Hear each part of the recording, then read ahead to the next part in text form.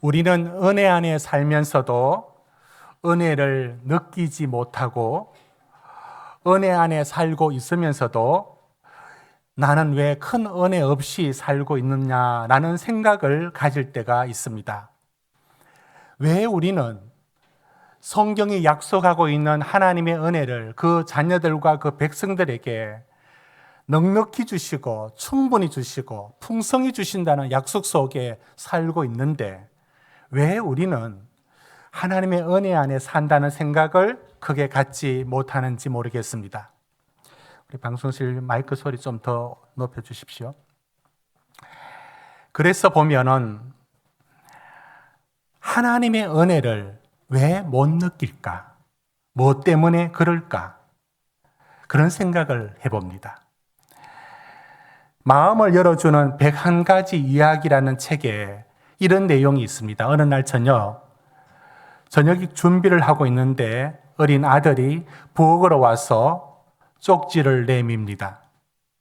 앞치마로 손에 물기를 닦아낸 뒤에 쪽지를 받아 읽었는데 이렇게 적혀 있었습니다. 잔디 깎은 값 5달러, 이번 주에 내 방 청소한 값 1달러, 가게 엄마 심부름 다녀온 값 50센트, 엄마가 시장 간 사이에 동생 봐준 값 25센트, 쓰레기 내다 버린 값 1달러, 숙제를 잘한 값 5달러, 마당을 청소하고 빗자루질한 값 2달러, 전부 합쳐서 14달러 75센트를 청구했습니다. 엄마가 빙그리 보면서 그 아들이 적은 종이 뒤에다가 연필로 이렇게 적었답니다. 너를 뱃속에 10달 동안 데리고 다닌 값 무료, 내가 아플 때 밤을 새워가며 간호하고 널 위해 기도한 값 무료, 너 때문에 지금까지 여러 해 동안 힘들어하고 눈물 흘린 값 완전 무료, 너 때문에 불안으로 지샌 수많은 밤과 끝없이 염려했던 시간들 모두 무료, 장난감, 음식, 옷, 그리고 심지어 내 코를 풀어준 것까지도 몽땅 무료. 이 모든 것 말고도 너에 대한 내 진정한 사랑은 전부 무료. 그러니까 아들이 그걸 보고 엄마 사랑해 하면서 고개를 숙였답니다. 여러분, 우리는 하나님의 은혜를 공짜로 얼마나 많이 누리고 있는데 왜 우리는 이렇게도 계산적이고 그 받는 은혜를 못 느끼고 살아갈까요? 예수님의 비유 속에 100데나리온 빚진 자가 나옵니다. 어마어마한 금액이 100데나리온입니다. 그런데 그 탕감을 해줍니다.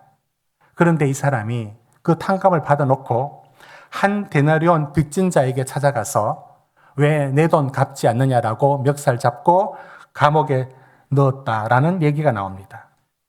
이 비유는 하나님 앞에 우리가 받은 게 어마어마한 이 100데나리온이라고 말하는 어마어마한 것을 우리가 받았다라고 말하는데 왜 우리는 곧잘 하나님의 은혜를 잘 느끼지 못하고 있는 것일까요? 그것은 이것 때문이 아닌가 생각해 봅니다.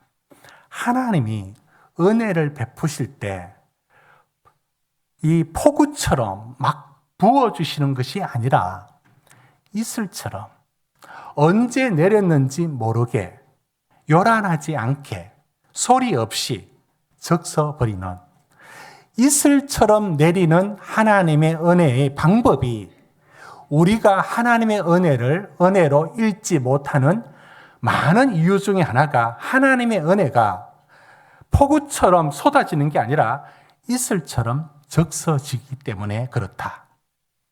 여러분, 하나님께서 엘리야에게 언제나 역사하실 때는 불과 기적 같은 방식으로 놀랍게 역사하셨습니다. 그러나 그가 이세벨에게 쫓겨서 로뎀나무 아래 엎드려서 크게 실망하고 있고 낙심하고 있을 때 하나님께서 엘리야에게 나타나셔서 어떻게 나타나셨느냐면은 열왕기상 19장 11절에 보시면 크고 강한 바람으로 나타나서 바위를 박살을 냅니다. 그 후에 지진이 일어납니다. 그런데 거기도 하나님이 보이지 않습니다. 그 다음에 불이 붙습니다. 그런데 거기도 하나님이 계시지 않습니다.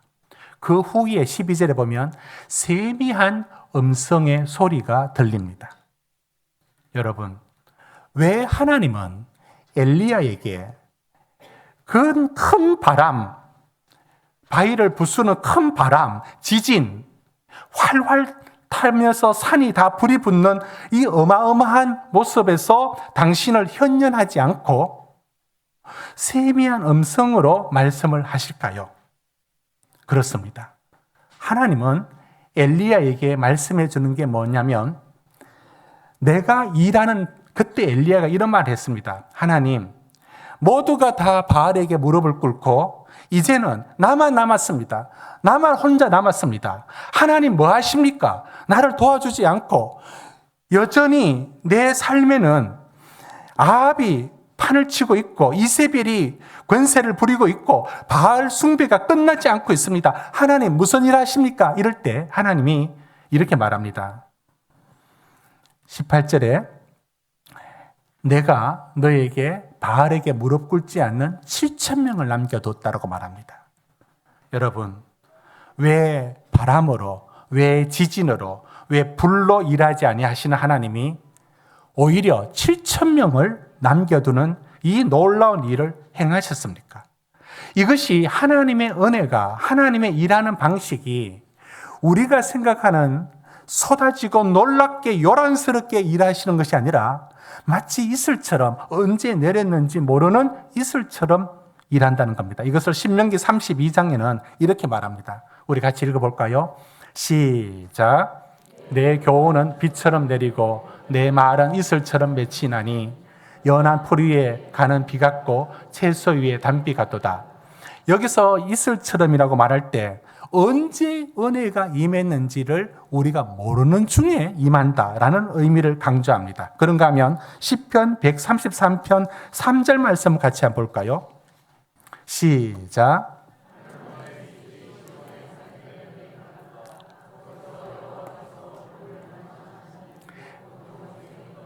여러분, 여기서 이슬이 상징하고 언유하는 내용이 뭐냐면 그 하나님의 놀라운 복이란 부분들이 언제 내렸는지 모르게 조용히 우리에게 내린 것, 이런 모습을 말합니다. 여러분, 룻기서를 읽어보면 룻기서에는 기적이 나오는 게 없습니다. 룻기서 내내 기적이 한 번도 일어나는 게 없습니다. 기적으로 하나님이 일하지 아니하시고 그 나오미를, 남편 두 아들 잃어버린 나오미, 모압 땅에 10년 살다가 이민생활 실패하고 돌아오는 나오미, 그에게 하나님은 그를 어떤 식으로 회복시키느냐면 이슬처럼 소리 없이 우연히 이런 일로 그 한 여인의 삶을 회복시키는 얘기가 룻기서입니다. 하나님의 은혜가 이슬처럼 임하니까 많은 이들이 내게 다가온 하나님의 은혜를 잘 읽어내지 못하는 겁니다. 자, 그러면 제가 이제 정의를 하나 내리고 오늘 말씀으로 들어가려고 합니다. 이슬 같은 은혜란 무엇이냐, 이런 겁니다. 이슬 같은 은혜란 이런 겁니다. 소리 없이 내리니까 우리가 알지 못하는 중에 임하는 하나님의 은혜. 지속적으로 임하니까 특별하게 반짝거리는 것도 아니에요. 하루 이틀이 아니라 인생 전반에 걸쳐서 내리고 있는 은혜. 주로 밤에 내리고 아침에 내리고 어두움의 시간에 내리니까 잘 보이지 않습니다. 그런데 뒤돌아보면 여기 옷이 적셔 있어요. 젖어 있습니다. 아, 이슬이 맺혔구나. 여러분, 이것이 이슬 같은 은혜입니다. 저는 이제 하나님께서 새해를 맞이하는 우리에게 분명히 은혜를 주시고 놀랍도록 은혜를 주시는데 그 은혜가 어떤 얼굴로 찾아오는지, 왜 이슬 같은 은혜라고 말할 수 있는지 세 가지로 말씀을 드리려고 합니다. 첫째, 우리 같이 읽어봅시다. 시작.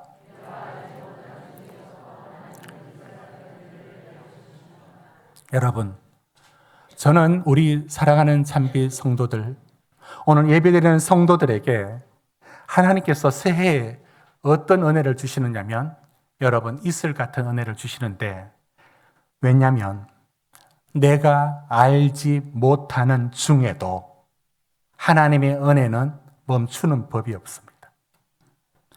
여러분 야곱이 말입니다. 야곱이 외삼촌 라반 밑에서 20년을 살아갑니다. 항상 자기 꾀로 살아갑니다. 라반에게 속지 않으려고 하는데 라반에게 속습니다. 그는 언제나 자기가 라반에게 지지 않으려고 알록달록한 양과 염소는 자기가 취하려고 하고 온갖 인간적인 방법을 다 동원합니다. 이게 야곱입니다.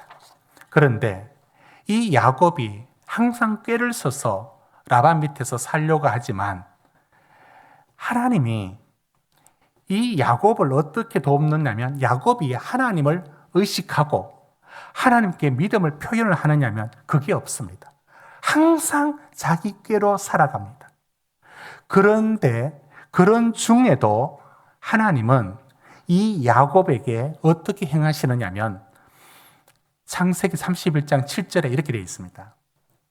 그대들이 아버지가 나를 속여 품삯을 10번이나 변경하였느니라. 그러나 하나님이 그를 막으사 나를 해치지 못하게 하셨으며 야곱은 몰라요. 야곱은 모르는데 하나님은 야곱을 도와주고 계세요. 지켜주고 계세요. 야곱이 말년에 갔어야 이런 고백을 합니다. 창세기 48장 15절 16절입니다. 여러분 우리 같이 한번 읽어봅시다. 시작. 그가 요셉을 위하여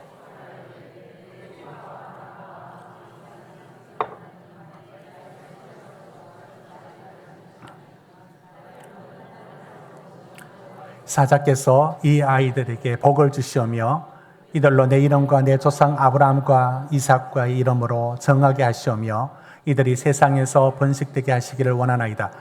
15절 보시면 야곱이 말년에 거의 147세가 되었을 때 죽음을 앞두고서야 하는 말이 무슨 말이냐면 내가 지금까지 나를 기르신 하나님. 여러분 야곱은 하나님이 자기를 어떤 식으로 돕고 어떻게 보호하고 있는지를 모릅니다. 그러나 하나님은 그를 언제나 도우셨습니다. 여러분, 우리 성도님들이 지금 느끼지 못하고 알지 못하는 중에서도 하나님의 은혜는 이슬처럼 언제나 여러분을 향하여 내리고 있습니다. 여러분 그거를 이슬처럼 내린다는 이 방식 때문에 모를 일이 많습니다. 여러분은 어린 시절에 여러분들은 어떻게 놀고 어떻게 생활하고 지냈습니까? 저는 제 어린 시절은 거의 무협지에 나오는 얘기와 비슷하게 주로 갖고 놀았던 게 칼, 화살, 새총 이런 걸 갖고 어린 시절 놀았습니다. 그런데 우리 마을에 이 소장사를 하는 영천의 우시장이라 해서 소를 팔고 또 싸게 사서 비싸게 팔고 이렇게 하는 소장사가 있었어요. 그런데 동네에 소문이 어떻게 났느냐면 별로 좋지 않게 나서 어린 우리들에게는 저 사람은 간첩일 거야 이런 괜한 소문이 돌았습니다. 그리고 항상 이제 소 팔고 이제 소시장 갔다가 오면은 늘 부르는 노래가 있었습니다. 낙동강 푸른 물에 노젓는 뱃사고 이런데 그 다음 구절이 없어요. 항상 이것만 반복합니다. 그러니까 동네에서는 어떤 사람으로 인식되었겠습니까? 그 어린 저희 눈에도 저 사람은 좀 그래 이렇게 있었습니다. 근데 하루는 제가 옆집에 형들이 있었는데 이제 2살 그리고 더 많은 형들이 있었는데 그 집에 자주 놀러 갔습니다. 왜냐하면 그 집에는 텔레비전이 있었고 우리 집엔 텔레비전이 없었습니다.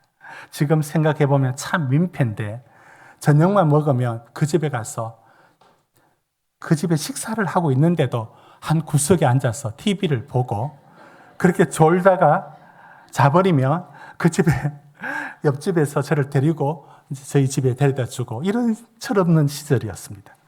그런데 하루는 거기 가서 어른들이 없을 때입니다.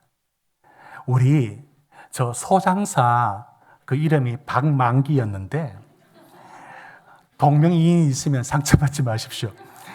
그분 저기 간첩이란 말도 있고 한데 우리 한번 혼내주자 이러면서 제가 형들을 데리고 어디를 갔느냐면 그 집이 멀지 않습니다. 그래서 찾아갔습니다.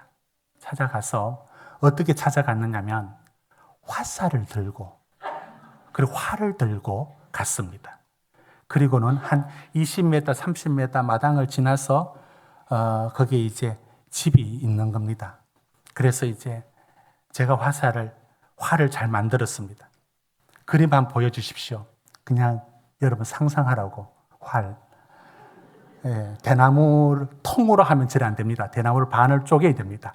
그렇게 하고 화살은 어떻게 만드느냐면 저런 건 아닌데요. 앞에 못을 날카롭게 하고 묶고 저게 나무로 하면 멀리 안 날아갑니다. 지붕을 이을 때 쓰는 그런 아주 갈대 같은 얇은 게 있습니다. 속이 비어 있습니다. 저걸 화살도 준비했습니다.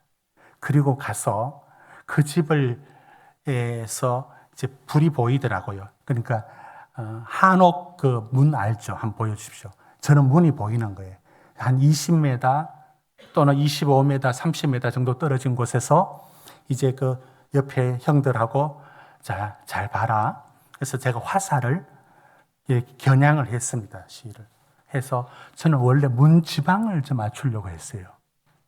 문지방에 맞추려고 썼는데 그게 어디로 날아갔느냐면 창호지를 뚫고 방에 들어가서 꽂혔는데 그날 또 소장사하고 와가지고 술 한잔 하시고 식사를 하시고는 이 밥상을 밀어놓고 여러분 이렇게 베개 중에 나무로 된 베개 있죠.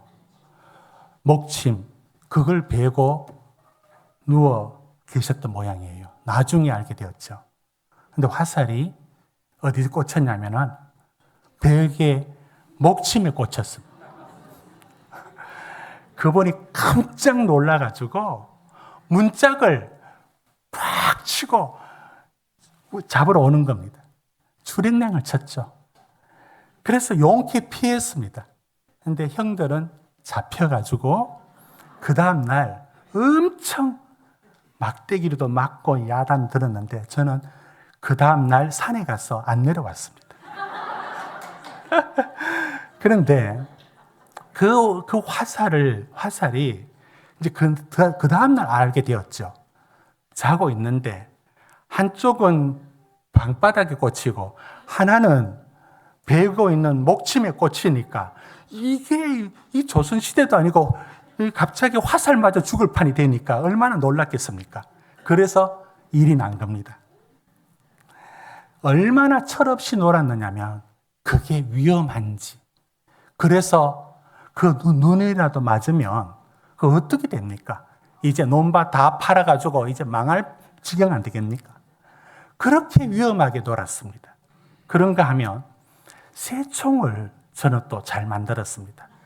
새총은요, 여러분, 이 나무가 이 Y자로 된 거 말입니다. 가지를 잘라서 이렇게 아이 기저귀 하는 고무, 노란 고무줄 해가지고 가방 같은 걸 잘라가지고 이렇게 만들면 됩니다. 여러분 모르시죠? 그 새총을 얼마나 세게 만들었는지 돌멩이 이만한 걸 이렇게 한 주먹씩 이렇게 넣어 다닙니다. 그리고는 새총 싸움을 해요. 어느 정도냐면 바로 앞에 대놓고 서로 새총 싸움을 하는데 옆에 장독대 옆에서 빗나가니까 장독대가 깨집니다. 아니 그렇게 해가지고 눈에 맞으면 어떻게 되겠습니까? 근데 그렇게 놀았습니다. 그게 위험한 줄도 모르고. 지나보니 어떤 생각이 드느냐면 하나님이 저를 내가 알지 못하는 중에서도 언제나 눈동자처럼 지켜주었습니다. 제가 그런 일들을 어떻게 해서 그 감사를 알게 되었느냐면 여러분 오징어 게임 아시죠? 어렸을 때 그 오징어 게임을 하는데 오징어 게임은 이 오징어 허리 쪽에 이쪽으로 통과해야 이제 한 발로 안 뛰고 두 발로 걸을 수 있지 않습니까? 알고 있습니까? 예, 오징어 게임 그 영화만 알고 게임은 모르는 거 아닙니까? 근데 오징어 게임 하는데 제가 바로 옆에 있고 한데 거기서 한 아이가 서로 붙들고 있는데 서로 상대편하고 서로 당기게 하는데 갑자기 나무 꺾어지는 소리가 났습니다. 뚝 하는 거예요. 그게 뭐냐? 제가 그때 그 아이를 붙들고 있지 않았습니다. 바로 떨어져 있었고 양쪽에 다른 아이들이 서로 당기다가 어떻게 다리를 당겼는지 고관절이 그 아이가 꺾어진 겁니다. 그래서 그 집이 두 집이 원수지간이 되면서 논밭 다 팔아가지고 수술비 그때 의료보험 안 들 때 수술비 되면서 집안이 기울어진 얘기. 근데 바로 옆에 제가 그게 손대지 않고 바로 옆에 있었어요. 거기 손이라도 댔으면 그때 집안이 어떻게 됐겠습니까? 그러니까 얼마나 위험하게 놀았는지 하나님이 지나고 보니까 매 순간순간을 당신이 지켜주셨습니다. 여러분이 지나온 삶에 있어서 하나님의 은혜가 어디 있느냐 이렇게 말하시면 안 됩니다. 여러분이 여기까지 있을 때까지 하나님은 정말로 눈동자처럼 지키시고 보호하셨기 때문에 여기 있는 겁니다. 여러분은 수많은 위험이 지나갔고 수많은 어려움들이 지나갈 때 하나님이 지켜주셨고 그게 바로 이슬 같은 은혜, 내가 알지 못하는 중에서도 하나님은 지켜주셨기 때문에 오늘 여러분이 있는 줄로 믿습니다. 두 번째, 여러분 왜 이슬 같은 은혜이냐면 그것이 너무나 평범한 날들, 특별한 것이 없는 날들, 이게 이런 날들도 여러분 은혜로 주어졌기 때문에 살아갑니다. 제가 지금 하나님의 은혜가 이슬처럼 임하니까 많은 분들이 모르고 있는데 그것이 어떤 방식으로 이루어지는 것을 우리가 말씀을 전하고 있습니다. 너무나 평범한 날들, 특별한 것이 하나도 없는 날들, 그런 날에는 하나님의 은혜가 없는 줄 알아요. 아니에요. 하나님은 오늘 아무 일 없이 지나가는 이 하루에 하나님의 은혜가 없으면 아무 일 없이 지나갈 수가 없어요. 저는 우리 성도님들의 삶에서 일어나는 게 뭐냐면 오늘 큰일 날 뻔했어. 그러다가 용케 괜찮은 일을 두고 여러분은 하나님 도와주셨다라고 말합니다. 여러분, 그것이 하나님이 도와주신 거라면 평범하고 아무 일 없이 지나가는 하루는 하나님이 더 큰 은혜로 지켜주신 겁니다. 그걸 놓치면 안 되는 겁니다. 여러분, 사람들 중에 아브라함, 이삭, 야곱, 요셉 중에서 특별히 이삭은 말입니다. 특별한 모습이 없어요. 아브라함과 요셉의 얘기가 굉장히 찬란하게 등장하는데 야곱도 마찬가지입니다. 그런데 이삭은 그게 없어요. 이삭은 그게 없습니다. 주로 뭘 하느냐? 이삭이 잘한 게 하나 있다면 뭘 잘하느냐면 우물을 파요. 창세기 26장 18절 한번 보십시오. 이제 이삭이 하는 일이 뭐냐면은 네가 이곳을 떠나지 말고 여기 살아라 라는 하나님의 약속을 붙들고 그곳에 살아가면서 이삭이 하는 일이 뭐냐면 우물을 파요. 그런데 누가 와서 우물을 메워버립니다. 26장 20절도 마찬가지입니다. 그러면 또 우물을 팝니다. 에색이라 하는 게 나오죠. 그 다음에 또 우물을 팝니다. 26장 21절에도 또 우물을 파서 신나라 합니다. 우물 파다가 세월 다 보내는 게 이삭입니다. 이삭이 뭘 잘했느냐? 이삭이 뭘 했느냐? 이삭이 특별하게 하는 게 없어요. 이삭이 특별히 잘한 게 없어요. 잘한 게 뭐 잘했느냐? 우물을 누가 메워버리면 우물을 팝니다. 그리고 그곳에 붙어 삽니다. 여러분, 하나님이 아브라함을 도우시고 야곱을 도우시고 요셉을 통해서 역사하신 하나님이 그러면 이삭을 통해서는 아무 일도 안 하신 거냐? 그렇지 않습니다. 이삭이 특별한 거 없어 보이지만 그냥 그렇게 하루하루 살아가는 거, 버텨내는 것, 그 자체가 하나님의 은혜였습니다. 우물을 메워버리면 우물을 다시 파는 것, 이것이 이삭의 일이었는데, 여러분, 하나님의 은혜가 어떤 식으로 다가오느냐면 특별한 게 없어요. 특별한 게 없다고요. 너무나 밋밋합니다. 그런데 그것이 어떤 삶으로 다가오느냐면 시편 3편에 이런 말씀입니다. 내가 누워 자고 깨었으니 여호와께서 나를 지키심이로다. 여러분, 아무 특별한 것 없는 이 하루하루가 어떻게 주어지는지 아십니까? 하나님의 은혜입니다. 하나님의 은혜가 우리 속에 스며들어 있지 않으면 평범하고 때로는 지루한 이 하루가 없습니다.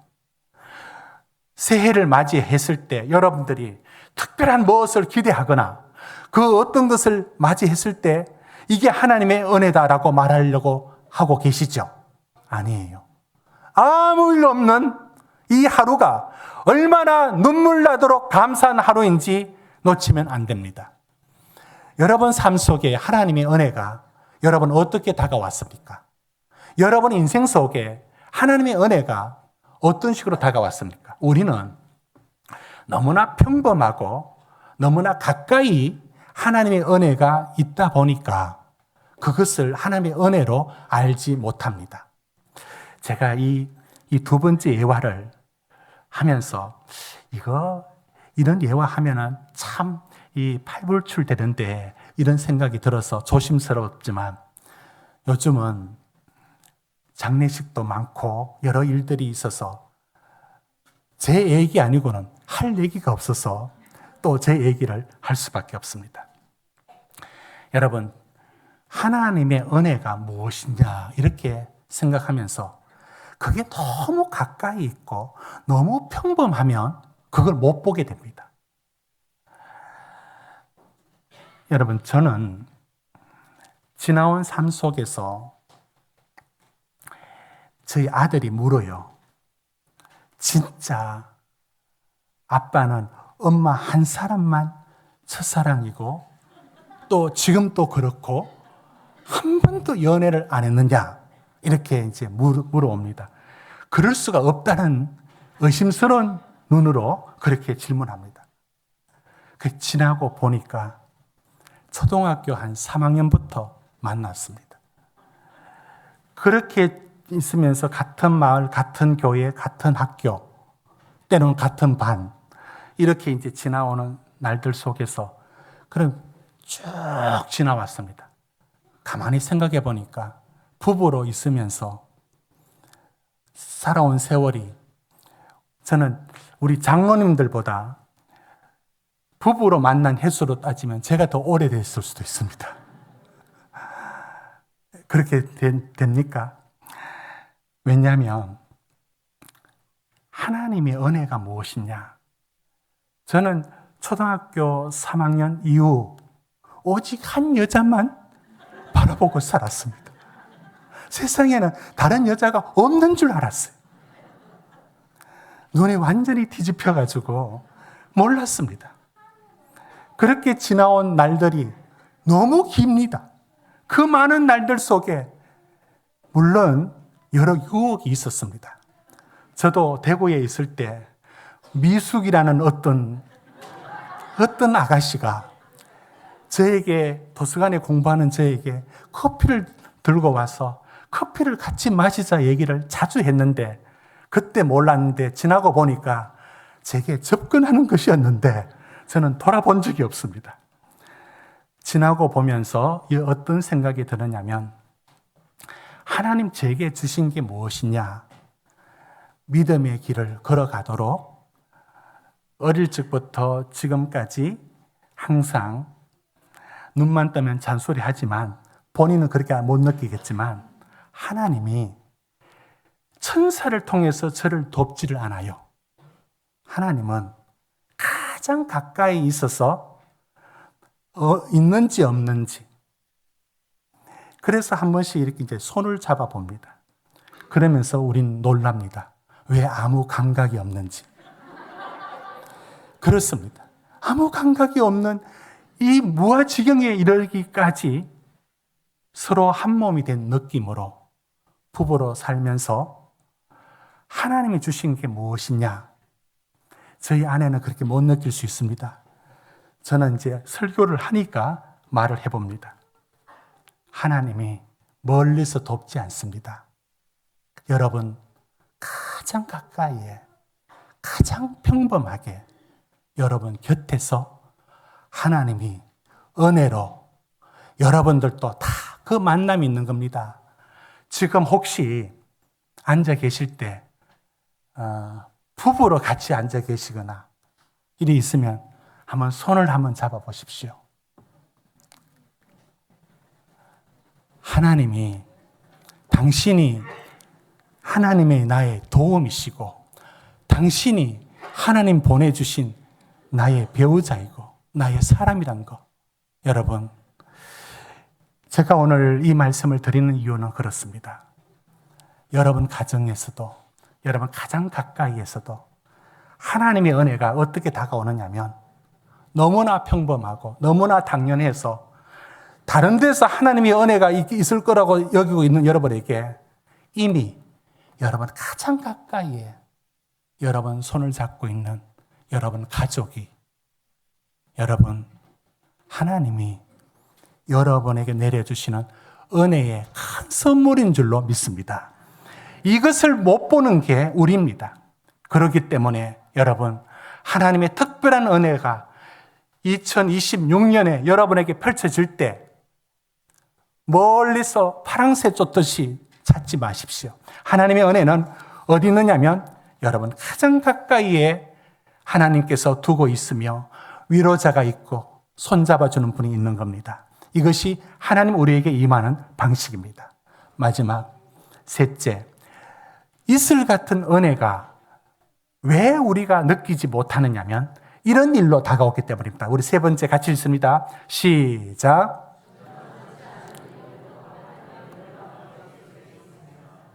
여러분, 하나님이 은혜를 주시는데 전혀 좋은 일이 아니에요.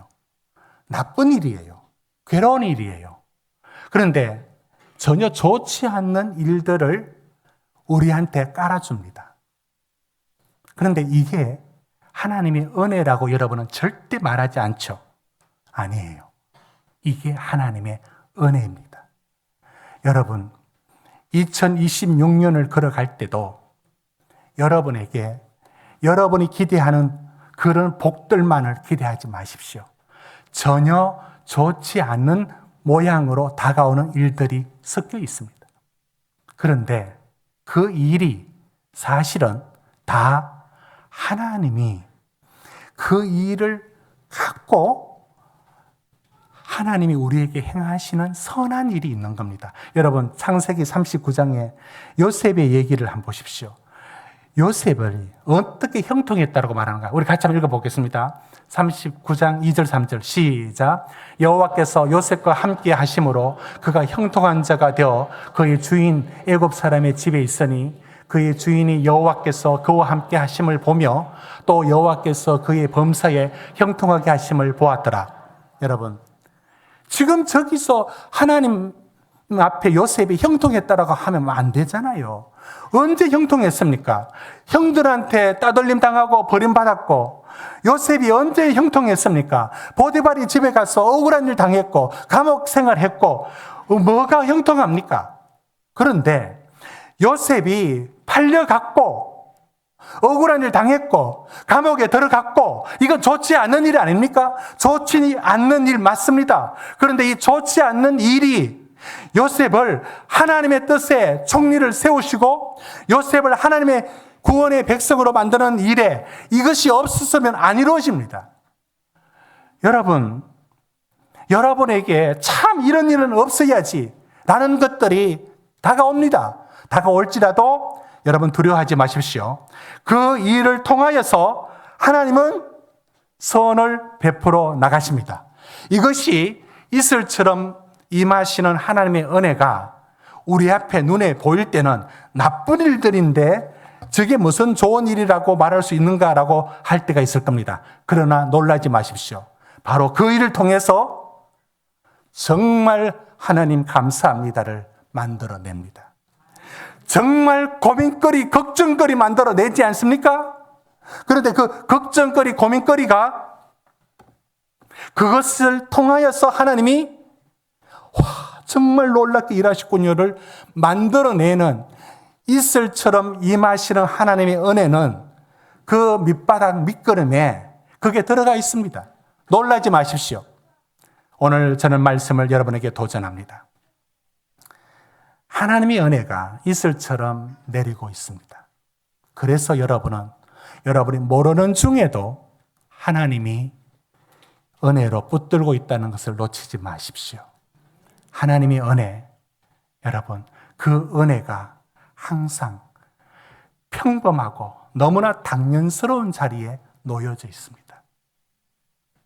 오늘 이렇게 예배 드리고 때로는 졸음도 졸기도 하고 이 평범하게 보이는 이런 순간들 모두가 사실 하나님의 은혜입니다. 하나님이 이 모든 일들 속에 너무 평범해서 못 볼 수 있지만 그렇게 이슬처럼 적셔오는 겁니다. 그리고 하나님의 은혜는 왜 이슬처럼 다가오느냐면 처음엔 그게 나쁜 것처럼 보입니다. 저는 오늘 우리 참빛 성도들에게 2026년에 여러분들에게 일어날 일들을 저는 이렇게 담대하게 선포할 수 있습니다. 2026년 좋은 일만 일어나지는 않습니다. 그러나 하나님 안에서는 그 어떤 일도 반드시 선한 일로 바뀌어질 줄로 믿습니다. 이슬 같은 은혜가 여러분을 잠시도 단 한순간도 떠나지 않을 겁니다. 이슬 같은 은혜 속에 2026년이 여러분의 삶에 촉촉히 적셔 있어서 이것이 은혜 속에 충만한 삶으로 살아낼 수 있기를 주의 이름으로 축복합니다.